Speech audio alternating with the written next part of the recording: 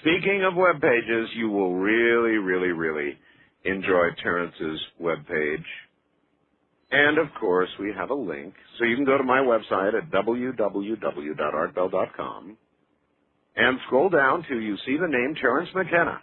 Click on it, and you'll go to his website, and you will be on quite an adventure indeed. Now, before we leave the idea of computers taking over the world and enslaving us or whatever, if this computer, or a sentient computer, were to be, for a period of time, examining mankind, looking at all we're doing,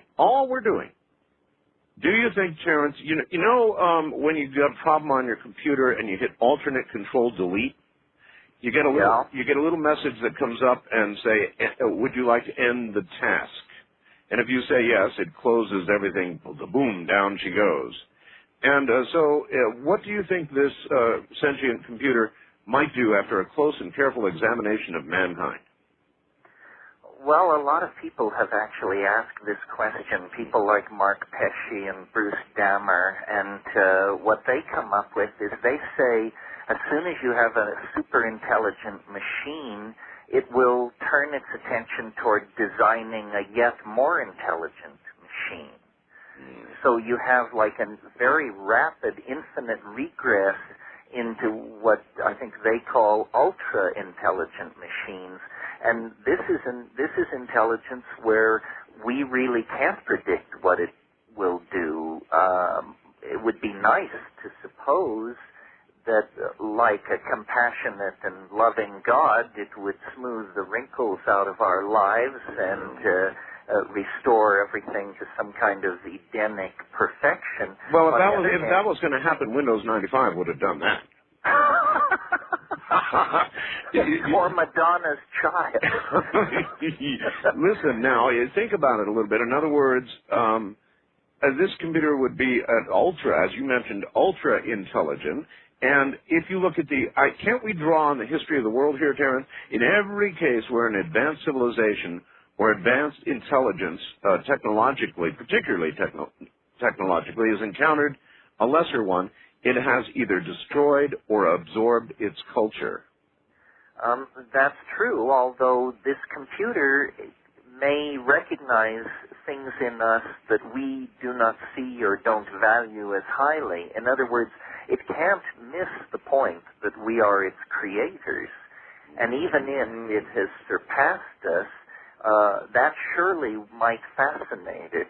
It also may be that computers, however powerful, lack spontaneity, and so there may, one can imagine the computer keeping a population of Unix programmers around just like wild genes or like wild cards in the deck. Yeah.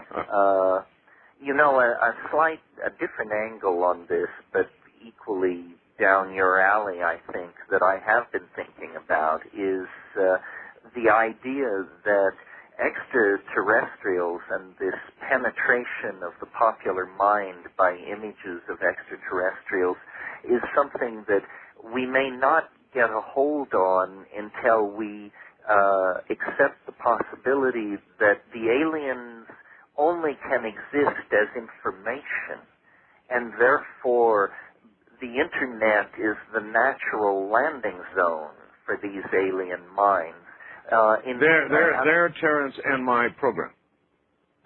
No, I don't think so. You're not saddled to the nuts and bolts school at all. I think you're broader, deeper, higher, wider than that. Well, no, but what I'm saying is if I open a line for aliens, I get them, Terence. They land here, believe me. Do they? You've never heard me do that. I open every now and then an alien line or a time traveler line, and I can't answer it fast enough. Now, that's either a comment on the state of modern society and mental health, or it means something is going on, or both. Or both. Both, I think, because, no matter what the alien is, we interpret it through human experience, and God knows our human experience is tweaked enough at the end of the 20th century. I can imagine that the discoveries in quantum physics in the realm of non-locality, which seems to be showing that information generated anywhere in the universe can theoretically be extracted anywhere else in the universe. You put that with the testimony of shamanic cultures using psychedelics, and you begin to get the idea that the tapping into these quantum information fields is not done with enormous machinery built in Switzerland or Batavia, Illinois. It may be that the human brain, in combination with certain plants and chemicals, is the best sort of instrument for sorting out these whisperings from the quantum mechanical realm. And of course, it's all interpreted through folklore, and so you get fairies or you get aliens.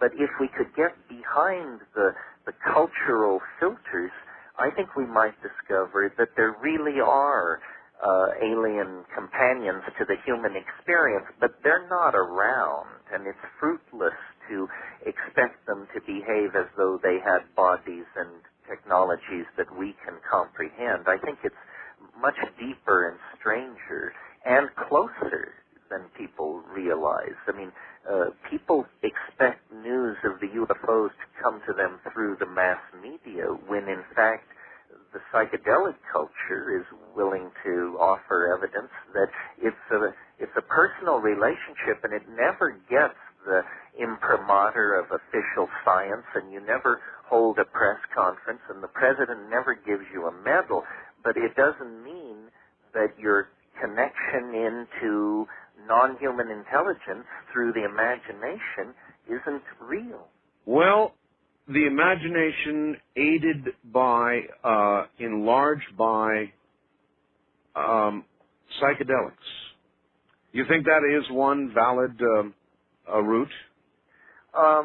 Yeah, and I think we can even sort of see why that is. I think cultures are kinds of virtual realities where whole populations of people become imprisoned inside a structure that is linguistic and value-based and so forth and so on.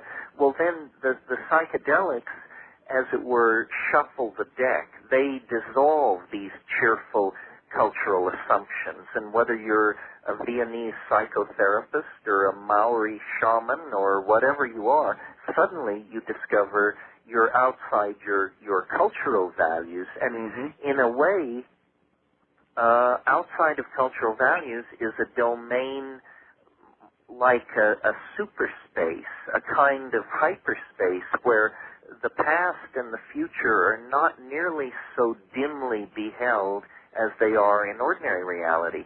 Obviously, evolution and habit has made ordinary perception the servant of paranoia to try and keep the body alive and fend off attacking saber-toothed tigers and so forth and so on. But the imagination begins to look like some kind of faculty or sense which humans have, which is non-local, and which is telling them about the larger picture and trying to coordinate them with the larger picture. And, you know, some cultures celebrate the imagination and some cultures seek to suppress it. All right. I'm going to ask you about something. Somebody wrote me a fax from Santa Ana, a big fan of yours, and said, whatever you do, Art, don't ask Terence about DMT on the air. He said, my heart can't take some of that kind of stuff. As Terence says, and this is supposed to be a quote from you, one might die of astonishment. Is that a good quote? I think what I said was the only danger with DMT is one has to fear the possibility of death by astonishment. Yes. That's even better, actually. Now, DMT, of course, is very much an illicit, illegal drug war kind of target drug, right? Well, it's listed in Schedule 1. It's never had a commercial presence because there isn't any, basically. In other words, whatever, the demand so exceeds the supply that chains of it don't appear. It's known to the hardcore cognoscenti of psychedelic experiences. It is, I've been quoted as saying it's the most intense experience this side of the yawning grave, and I would pretty much stick with that. What is DMT? Well, chemically, dimethyltryptamine, an alkaloid, it's very common in nature. In fact, in spite of the fact that it's a Schedule I substance, it occurs in the human body, in the human brain. It occurs in numerous plants and animals in small amounts. What it's doing there, of course, we don't know. Now, if it weren't illegal, we could do scientific research and find out. Well, you know what, Terence? Maybe it's part of our consciousness. In other words, mankind, what distinguishes us from other non-sentient beings, and I think one thing is imagination. Is it not possible that DMT or something like it is the substance that accounts for our imagination? Yes, it's something like that. I mean, when you have a hit of DMT, it's as though your imagination just turned on about 1,500%. That's why the death by astonishment thing. I mean, we're used to, a speed bump in the imagination of a person over 40 is an enormous thrill. Well, this is, a 350-foot cliff. So it's extremely impressive, and the way it approaches you is it is that which you cannot imagine. And in the space of about 15 to 30 seconds, that which you cannot possibly imagine becomes totally manifest all around you. And it is bizarre. I think one of the reasons DMT aficionados are somewhat impatient with pop, alien, and UFO people is because the alien stories are so pedestrian and so ordinary compared to the DMT experiences. The DMT experiences are convincingly alien. All right. It's not an alien that wants to give you a free proctological examination or discuss your gross industrial output. It's a real alien. All right. Describe for those who don't know, and will never find out, what the DMT experience is. When you take this DMT, how long does it take to come on? How long does it last? It comes on in about 30 seconds, and there is an initial sort of swirling, this is with your eyes closed, lying down, a kind of swirling mandalic pattern, which you, if you've taken a sufficient dose, which is about 50 milligrams, you break through into a kind of space, and the impression is overwhelming. Not that a drug has suddenly begun to work on your body and mind, but that you have come through to another place, and you do not feel physically stimulated or sedated. You feel as though nothing has happened to you except that the world has been replaced completely, 100%, with something absolutely unexpected, which is a kind of dome-like space where there's this feeling of being underground, but what is most impressive about it is that it is inhabited, and it is inhabited by these, I call them self-transforming elf machines, these dribbling, jeweled, basketball-like geometries that come, that are obviously waiting for you there. When you burst into this space, there's a cheer of greeting, and these things crawl all over you like puppies or something. And of course, if you are sane, you're in a state of near death from astonishment because, 30 seconds ago, you and your scruffy friends were sitting in a room somewhere fiddling with this substance. Now, this has replaced that. And most amazing to me, what these entities are trying to do is to teach a kind of language which you see with your eyes. In other words, one of them will come up in front of you into the foreground and make sounds which condense as visible objects, which then are transforming. But these objects are not like objects in this world because they're made of hope and consomme and bad puns and old farts and everything changing, everything transforming, like some kind of jeweled linguistic object become matter. That's what you are describing geometric entities then. Yes, of a sort. And the situation in the DMT flash seems to be of the nature of a language lesson. And they actually say, do what we're doing, attempt to do this, and of course the experience only lasts 3 to 5 minutes, and just as you're beginning to experiment with this, it fades away. Now, I may not sound like a sane and rational person after that description, but I am. But I had this experience, and I've had it repeatedly. So I'm how repeatedly, Terence?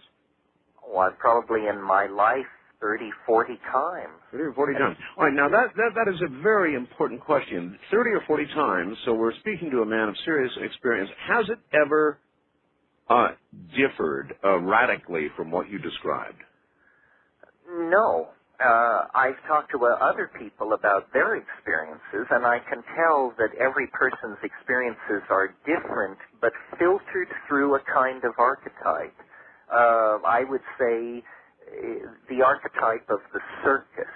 The DMT world is a world of clowns and explosions, of falling anvils, but also a world of eros, of the lady in the tiny spangled costume hanging by her teeth, working without nets. It's, the thing in the bottle and the bearded lady and all that just off the main ring. It's, and of course every child worth their salt wants to run away with the circus. What it seems to represent is a rupture of plane. This is Merciliades' phrase. A rupture of ordinary plane and a pouring forth of some kind of primal, trickster-like energy. Sometimes the trip reminds me of a Bugs Bunny cartoon running backward in 6 dimensions. There's a great advertisement for it, Terence. There is something, Terence, that a lot of people probably are not comfortable with, and that is somebody who, in his lifetime, has ingested as much LSD, this new drug of yours, DMT, and God knows what else, probably a lot, is not supposed to sound as articulate and as literate and as well-preserved mentally as you do. And many people who are allies in the war on drugs probably hate your guts. Well, you wanted me to defend clarity? What can I say? In other words, first of all, my life of drug exploration and drug taking is, as you say, broad and deep, never reckless, always with a deep interest in analyzing each experience before moving on to the next one. None of the psychedelic drugs are drugs of addiction. That is a whole different category of drugs, which I am not particularly interested in defending.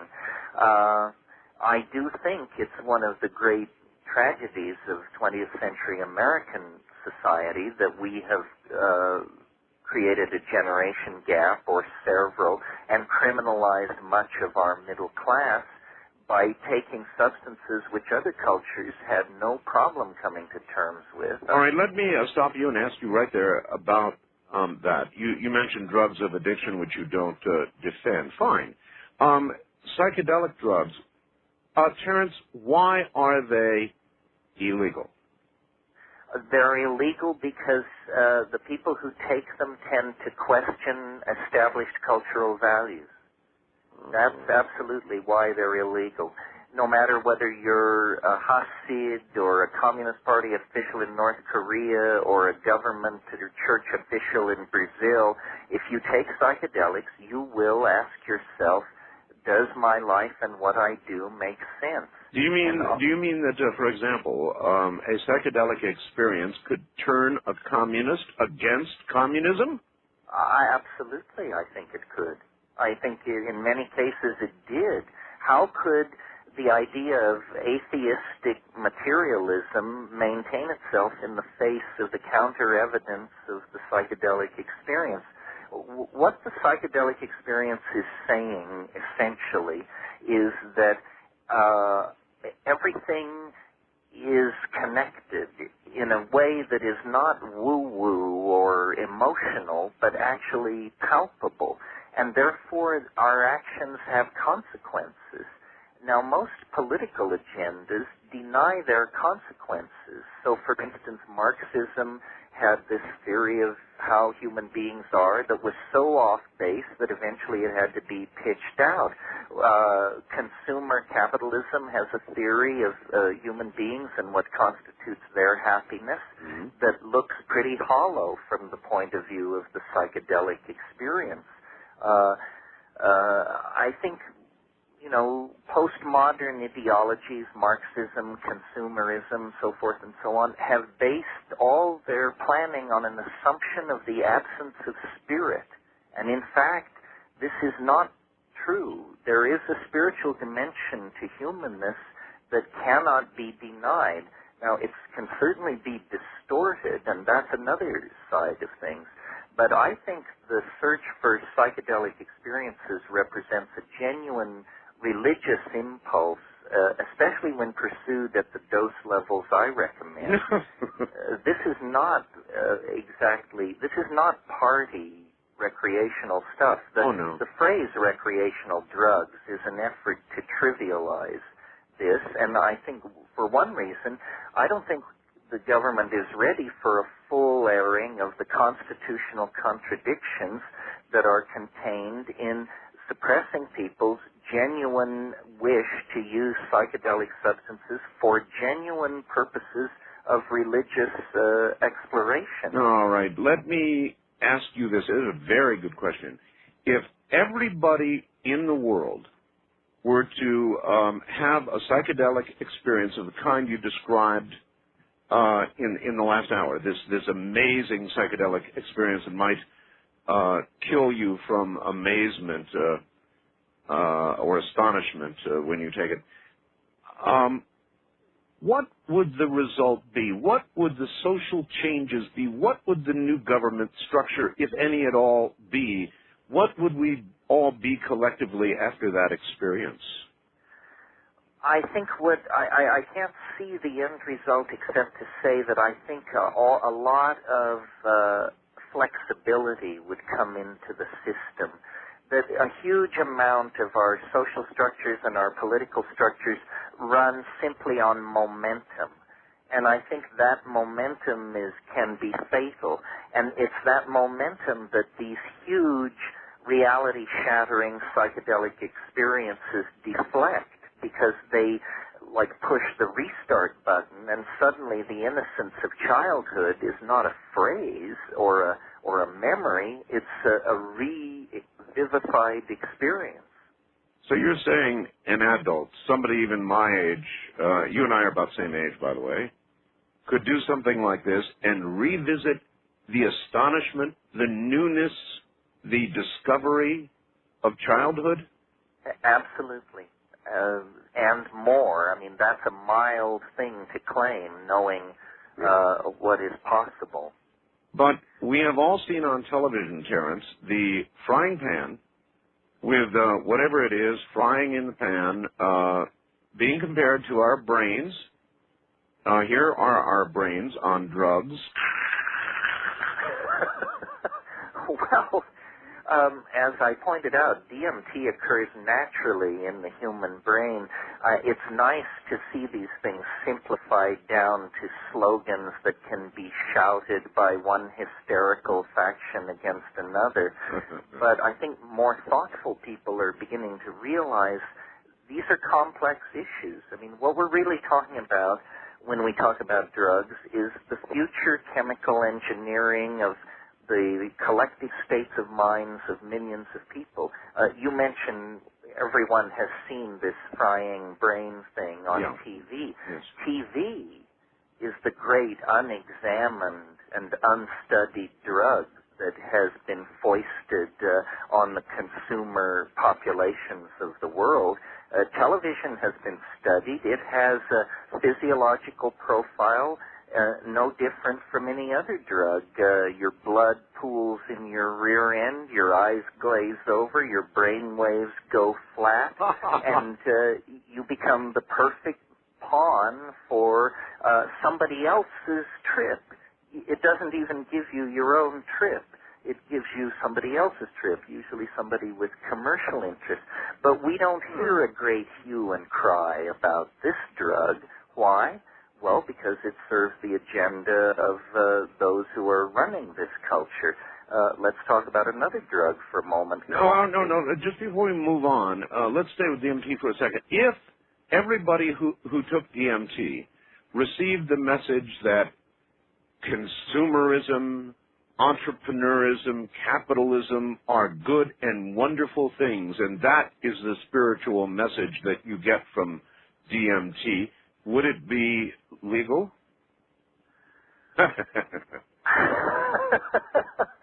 Well, in a way, I think it's becoming legal, because I think where we're going to see it become legal is not as a drug. That's a little touchy in our value system, but as in the form of electronic entertainment a la virtual reality. If you could build a DMT virtual reality, they would come, Art. Well, you were about to move on to some other... Well, I was going to mention a thing about coffee that points out the contradictions in the way the culture approaches drugs. Let me take and that is, medically, coffee has a very dubious profile. It's probably right behind tobacco in terms of liver cancer and this sort of thing.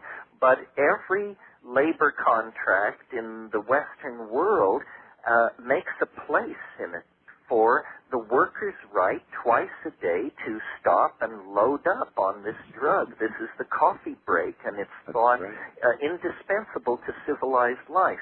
Well, why don't we have a cannabis break? I don't know, but we'll get to that, but coffee is indispensable. I drink copious amounts of it to achieve each program that I do. So then I guess I am... perfectly suited for the industrial process of the manufacturing of objects, television programs, production schedules, you name it. It's a marvelous drug for an industrial economy in the same way that I suppose coca in South America is a marvelous drug for a high-altitude herding, nomadic population. In other words, these drugs fit certain social situations. Cannabis provokes a sort of disinterest in the work cycle, a more philosophical, laid-back, non-consuming approach. And so, of course, it's demonized with the hardest of hard drugs and just presented as the scourge of suffering mankind. Oh, it's the biggest lie we tell. I could not be more angry. Hey, there was news the other night that they just have legalized the growth of hemp in Canada beginning next year. I heard that it was BC. I didn't hear it was all of Canada. Oh, just BC. Well, anyway, that will be a grand experiment indeed, so I'm glad to see it. Well, eventually I think the drug thing will change because, for one reason, Europe is way out in front on this. European politics is not under the thumb of a right-wing fundamentalist agenda the way American politics is, and a lot of European social policy is actually made quite sensibly and not along ideological grounds. And the statistics, for instance, that Holland, with the loosest drug policy and legalized prostitution, has both the lowest rate of heroin addiction and the lowest rate of AIDS infection in Europe. Public health officials, whether they think of themselves as conservatives or liberals, have to live within their budgets. And when they see that certain policies cause certain problems to disappear, that frees up money for other things. And so the Dutch experiment, it's not well reported in America, but I think at the policy-making level, it's being looked at very closely. So they have not as much AIDS. They have not as much addiction. What about, you covered a very important point with respect to coffee. It's a drug of productivity. Right. What about productivity? Has their productivity declined? Is there any record yet to go on? What do we know? I don't know. I can speak from being there, and I can say yes. But I think what you have to put up with is a whole society that is sort of like a college student's apartment. Have you been to Amsterdam? I have not. I've been right next to it, but I certainly. My wife was trying to get me to fly to Amsterdam, and I should have. It was just a short little hop, but we're going back to Europe, and I will go visit Amsterdam. Well, you'll see that it's a country which is like a college town. So that's the cost of having these laid-back, easygoing attitudes on these social issues. But before they would allow that to occur in America, they would machine gun people to the ground. Well, this is the problem, that we inherit, we have a political dialogue which is extremely shrill. We tend to splinter and factionalize, and then people get into take-no-prisoner attitudes, and they want to launch holy wars. And, I once heard politics in America described as a civil war in a leper colony. Is that right? And listen, while we're on the subject of today's political scene, you know what all the headlines are, and everybody's talking about it. What I call the gropening. Well, I think, you mean what do I think about all this? Yeah, of course. Well, I think it's a fascinating situation when the Republicans are contemplating impeaching a president with a 72% approval rating. I think what this may be all about is, it seems like some kind of culture war is coming to a head, no pun intended. I would like us to come through this thing in a place where we could finally tell the French to go to hell when they start yakking about how we're obsessed with people's sex lives. It seems to me the history of the special prosecutor, and I don't know if you've gone through this or if you're personally aware, but it's very murky. These people have been after this guy, and obviously Bill Clinton is you don't become governor of Arkansas 4 times without being, in my book, some kind of a monster.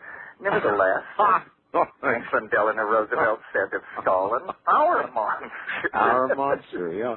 Now, most of conservative talk radio all across America, all I hear is, my God, how can the polls be saying this? It's impossible. What's happened to America? Why is the president so popular? That's what everybody's asking. Why is he so popular? Because it's an issue where people can finally vote against having all this moralizing, right-wing, fundamentalist, holier-than-thou crap shoved down their throats. Yeah.